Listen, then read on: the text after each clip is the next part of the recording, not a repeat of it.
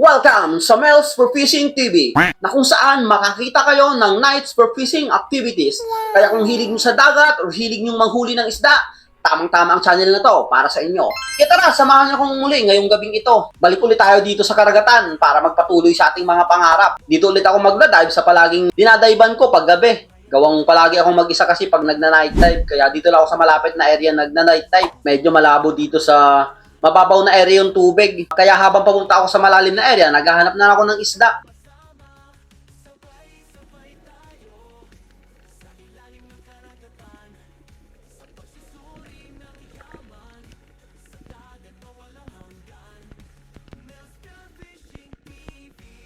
Ito, dito may napansin akong isang target. Unang isda natin. Isang ipingan, kung tawagin dito sa amin to. Sodium fish naman ito kung tawagin.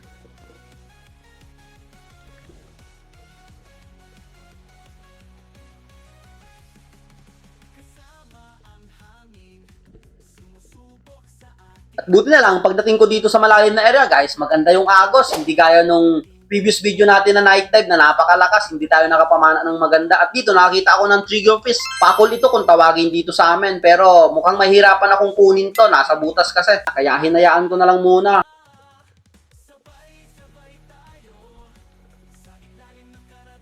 Ito, may nakita akong isang pagi dito. Napaka-cute na pagi.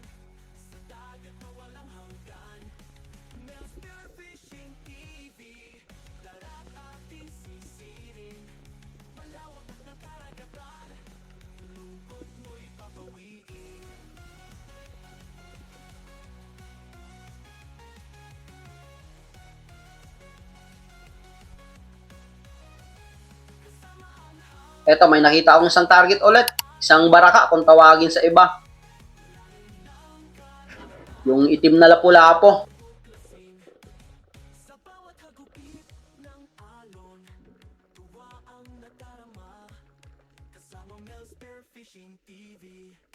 Balik ulit tayo sa ilalim, hanap ulit tayo ng isda. Ang sinisisid ko pala pag night dive, guys, is mga 15 meters siguro. Parang ganyan lang din nung sa day dive natin ginagawa. Malalim din, kaya ingat na ingat talaga ako dito pag sumisisid. Nagpapahinga talaga ako ng matindi.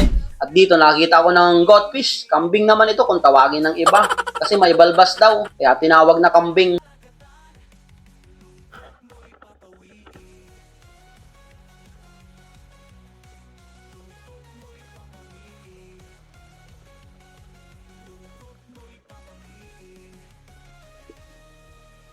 Eto, may isang dalagang bukid ako ditong nakita, pero napakailap. Napakagalaw, kaya hinayaan ko na lang. Dumiretso lang ako dito sa may mga bato. Hanap tayo dito.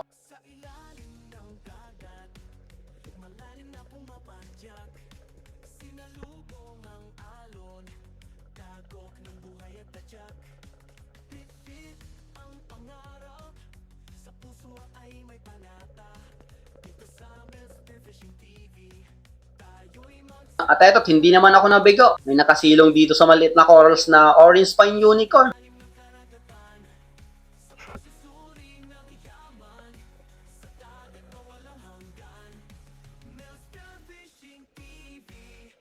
Dito sa dig na to, nakita ako ng sodium fish ulit. Mungit-mungit ito naman kung tawagin dito sa amin. Marami kasing klase ang sodium fish. Parang gaya rin ng mga unicorn, maraming klase sila. Ito, medyo malaki to kesa dun sa naunang nahuli natin.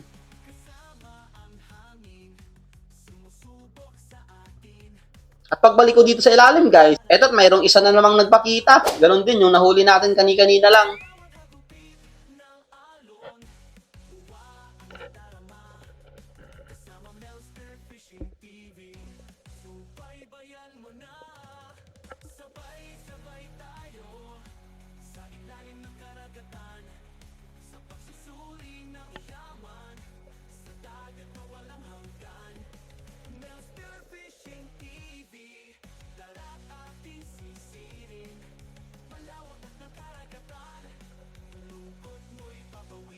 Eto, dito ulit sa malapad na coral. Isang dalagang bukid, yung pula naman.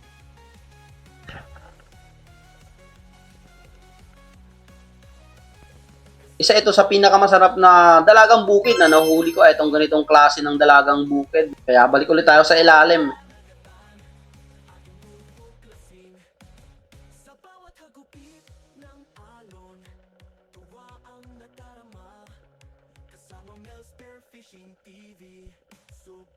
Medyo madalang pa talaga ngayon yung mga dalagang bukid na nakikita natin. Eto, may isang leather jacket fish kung tawagin ito. Dito naman, ang tawag na ito is shabuko.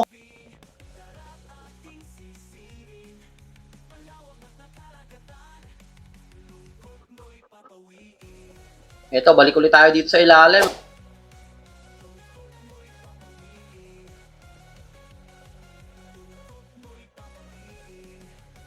Eto, may nakita ako ditong isang 51. Nandito, nakapasilong sa may bato. Pagbunot ko ng shop, hindi sumama yung isda. Hindi pala nakatagos yung sima ko. Kaya ang ginawa ko dito, akala ko matamlay na yung isda. Kinamay ko na lang.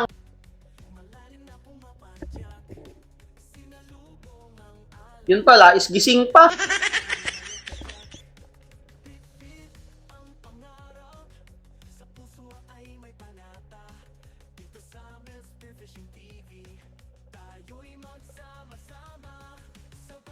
Eto, dito sa dive na to, nakita ako ng goldfish. Malayo pa lang, natatanaw ko lang. Malaki kasi. Wow. Mahimbing ang pagkakatulog ng goldfish na ito.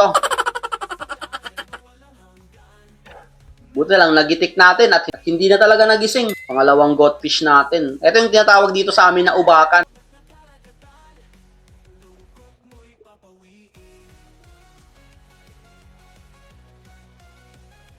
Another dive tayo dito.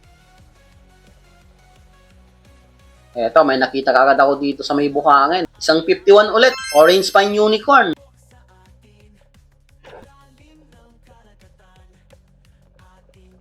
Isa ito sa napakasarap din pag pinapaksiw. Etong ganitong isda. Lalo na pag na-timingan mong mataba etong isdang ito.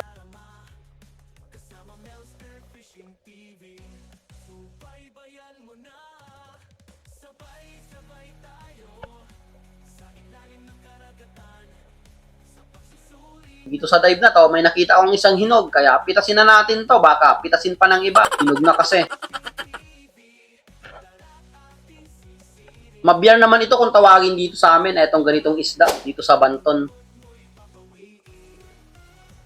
Balik ulit tayo sa ilalim. Eto, silipin natin dito sa malapad na corals kung mayroong nakatambay na isda. Wala naman. Kaya hanap ulit tayo dito sa iba.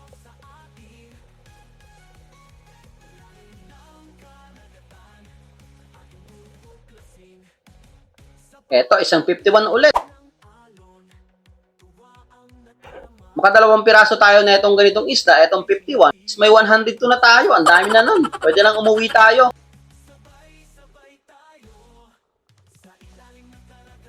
Eto, isang 51 ulit. Mukhang labas ngayon ng mga Orange Spine Unicorn.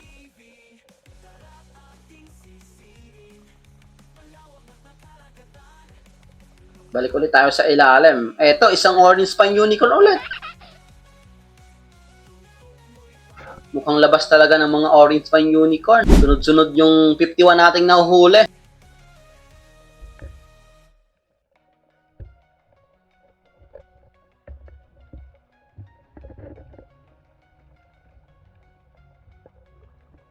Etong ganitong isda guys, pag mahaba na yung dalawang gilid niya sa buntot, is okay na, good size na Etong ganitong size na isda, yung lawihan kung tawagin ito dito sa amin. Dito sa pagbalik ko sa ilalim, eto, isang dalagang bukid ulit.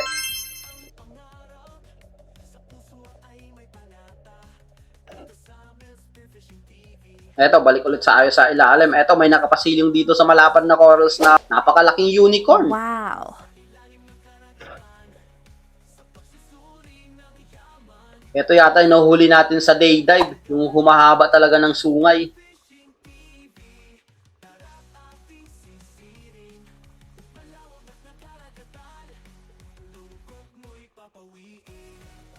At dito sa malapad na corals, pag silip ko,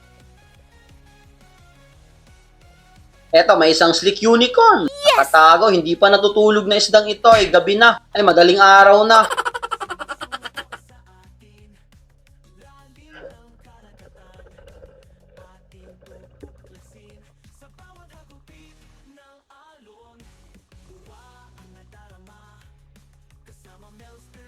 Eto, pagbalik ko sa ilalim, isang dalagang bukid nandito sa gitna. Kaya, pinira ko na.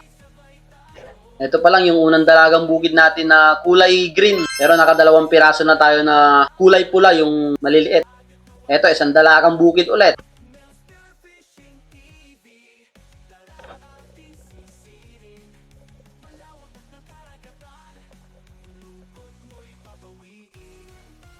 Dito guys, makalipas ng 3 oras at kalahati, ito na rin yung last dive ko. Pagkatapos din ito is umuwi na rin ako. Nalobat na rin yung camera ko. Medyo matagal-tagal din yung dive natin, halos mag-4 na oras. Good morning guys, good morning. So, umahan na ako. Ayan, maliwanag na. 4 hours na dive. Pasado alas 5 na, alas 5 ako umahon. Okay. Ayos pa rin. Naka pangdilihensya tayo ng benta ulit. Alauna ako nagsimula. Tapos umahon ng alas 5. Nalobat na yung camera ko pero ayos pa rin. Ay, karamihan unicorn. Ito, ang dami nating orange spine unicorn. Nakalimang piraso tayo. Sayang yung isa. Nakawala pa. Masyadong dikit sa bato yung isa. Pagbunot ko, hindi pala nakatagos yung sima. Kaya natanggal. Ito, puro unicorn ulit. Ayos na rin yan. Ito, may leader jacket to. Yung masarap ginagataan. Goldfish, dalawang piraso. Ito, nabahita. Dalawa. Ito pa. Maliit na labahita. Unicorn, yung bilog na unicorn, 2 piraso. Hindi lang itong natin ngayon. Dalagang bukid. Napakalalim eh. Lalaki sana na itong dalawa oh. Ito, malilit na itong ulam. Pula po. Ay. Nakakapagod. Pero okay na rin. Doon talaga sa dagat. Ay. Mahirap. Mahirap ang hanap buhay ng pangingisda. Pero ganun talaga. Yung pinasok natin na hanap buhay. At least nag-i-enjoy tayo. Okay na rin to. Mga ilang kilo siguro po. Mga 4, 5, 6, mga ganun. So yun guys, kumita naman ako dun sa night dive ko ng 600 plus. Kaya okay na rin nakita yon sa 4 na oras na night dive. So bawi na lang tayo sa susunod na mga dive. So shoutout muna tayo sa mga masugid nating tagapanood ng mga video natin. So walang sawang sumusuporta sa munting channel ko. At patuloy na hindi nag-i-skip ng mga ads. Maraming salamat po sa inyong lahat. Shoutout nga pala kay Felix Lumagdang, Malups Family, Rosana Villahermosa, Rabi Bantilan, Bea Lopez, Sherwin Fitalbiro, Joel Ranas, Shane Jimena Bagamasmad, Glenry Lacatango, Edgar Hesona, Romeo Alconis, Family Alconis, Garvey Family, Infinite Other Quest, Christopher Simon, Publi Masbateño, Lamilungan Imbansang Family, Wenzel, Samang Rodel Official, Robert Galario, Gay Marlos Siranyas, Pablo Alaw, Federic Tirado, Fernando Lacasandili, Justin Paigmane, Pamiano Family, Grace Pu, Kabuloy Vlog TV, Nining Quilo, Marlon Hamisola, Annie Rosal, Bernard Ranas, Alexander Pesquera, Pesquera Family, Ali Punos, Cesar Abling, Rini Alisin, Tol ID Muto, Jelson Batalla, Joseph Cordero, Aldrin Encio, Alan Florania, Joel Vios, Cesar Orot, Kit Olepernas, Giovanni Bares, Marcelo Bernales, Arnold Bubulay, Tony Sarinas, The San Jose Family, Sean Lexter Palace. Maraming salamat po sa inyong lahat. Hanggang dito lang muna guys yung video natin hanggang sunod nating episode. Maraming salamat sa inyong lahat sa walang sawang patuloy na sumusuporta sa munting channel ko. God bless you all po.